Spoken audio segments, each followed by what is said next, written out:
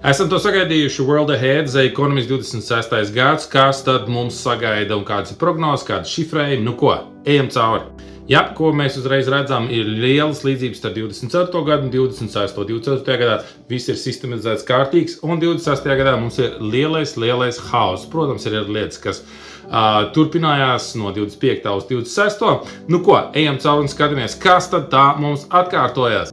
Jā, lielās loģistikas kaujas ar kuģiem, tas pats atkārtojās. Mēs redzam ļoti interesantu situāciju, ka 24. gadā bija 6 cilvēki, un tagad mums ir 6 plus 1. Zeļenskis ir malā, līdz ar to izskatās, ka mums jūlijā notikumi Ukrainā ies kaut kādu gala punktu un tā tālāk. Mēs perfekti redzam interesants notikums, kas būs ar mākslīgo intelektu. Ja 24. gadā bija spēcīgs balans, tad 26. gadā mums ir lielāks haoss, tur Zobens pārgriež vadiņu, un saucās mums ir AI bubble, bet par to būs sīkāk. Protams, mēs nevaram aizmirst 2 toras torņus. Kam viennozīmīgi ir jābūt? Ja iepriekš tās bija raķetes, tad tagad tie ir tanku stobri. Jep. Un, protams, rociņas, kas simbolizē Hastanakšatru, jeb samērā lielās problēmas, akciju tirgos. Apskatāmies vēsturē, ko tad nozīmē rociņi. Šeit mums 98. gadā Jeļcins paceļ rociņu un hop, Krievijā defaultiņš. Šeit mēs redzam interesants norādes par to, ka Vācijas kanclers tur rāda rociņu, tad mums lācītis skatās, mums ir bear market, naudiņa krīt ārā, kaut kas brauc lejā, mums ir dotcom burbulīts. Šeit mums ir rociņas no 2008. gada, tur rociņas iet, tur vēl kāds supermens rāda, un tad ir cūciņas sasprāgus. Un, protams, Covid krīze, kur Trumps kaut ko tur rokā, viss ir sarkans protestu un tālāk. Simbolizē viennozīmīgi vēlāk. Stock market crash, jeb biržu kritieni. Virzamies tālāk, un ko mēs redzam? Amorīts, izsolīt un dolārs blakus izskatās, ka ASV būs ļoti liels problēmas pārdot savu valsts parādu. Viņiem ir, man liekas, ap 9 triljoniem, ko šogad nevarēja pārdot, ko mēģinās darīt nākamajā. Nu, izskatās būs, kā teikt, stuck in the problem. Šeit mēs perfekti redzam nedēļas horoskopos, kā tas tiek atainots. Viņiem ir, kā teikt, special edition, special lietas, un mēs redzam, ka būs vesela rinda ar problēmām notirgot parādu, tāpēc printēs, un būs pastiprināta inflācija.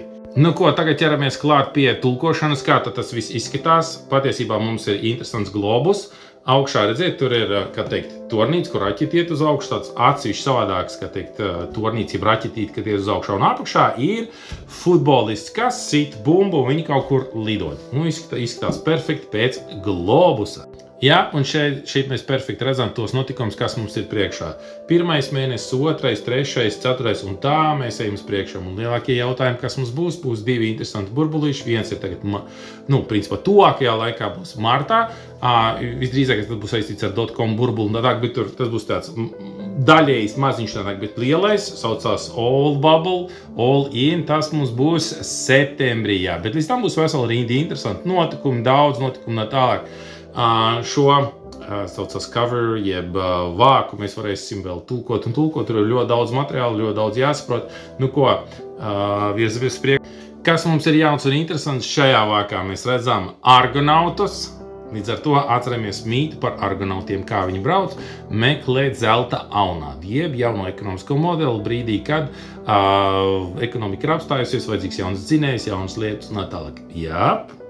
Būs interesants lietas. Šitie grieķi. Un mums priekš Latvijas ir interesantākais jautājums. Kas ir šī te, saucās Lady in Red? Vai tā ir Meloni, vai tā ir Siliņa? Rakstat komentāros, kā jūs domājat. Sākotnēji jūs skaties tikai šādi uz bildi. Vairāk tas atgādina kaut ko Meloni, bet tur ir interesants jautājums. Kādēļ tik tuvu šī dāma ir tankam un Zeļenskim? Interesanti vēl pārdomām. Rakstiet, ko jūs domājat, komentējiet. Nu ko, liekat laikus, komentējiet, nākat pie manīm uz konsultāciju, astroloģisko, tāpēc, ka daudz lietas, ko es jau pateicu pirms tam, šis The Economist tikai apstiprina. Nu, un gaidiet nākamos video, drīz būs arī lekcijas YouTube. Un, nu ko, tad taisīsim kaut kādas live lietas un tālāk. Pierakstaties, nākt uz konsultāciju. Nu ko, līdz nākamajai reizei. Čau!